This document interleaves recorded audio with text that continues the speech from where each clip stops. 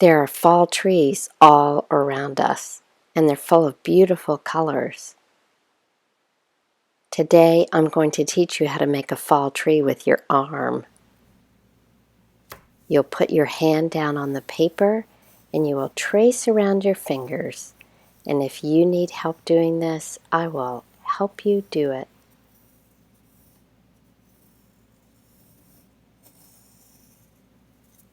Look what I have, something that looks like a tree. I can put some ground down next to it. I can even make some tree roots. I will get some crayons and color my tree any color I want. I picked brown, but who's living in my tree? Maybe I might want a purple tree or a blue tree. I think I'll put some green down for the grass. And I could also add some flowers if I wanted, or I could put some animals down under my tree. I'm going to think about filling in the sky whatever color you want. You could have a sky that was pink if you wanted to.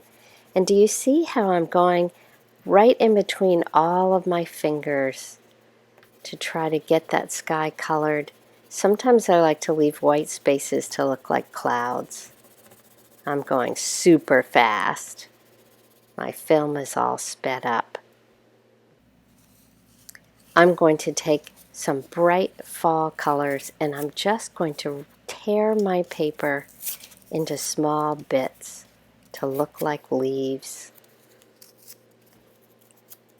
So I'll rip a whole bunch of leaves and then I'll get my glue stick, no taller than my fingernail, and I'll just start gluing the back of the leaves and putting them on my finger branches.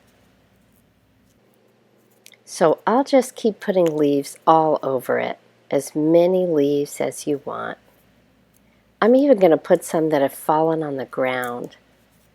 I hope some of you have gotten to play in the leaves lately because that's so much fun. I may even have one leaf falling down out of the tree. If I left a little hole like that, maybe something's living in there. So you can put whatever you would like on your tree paper.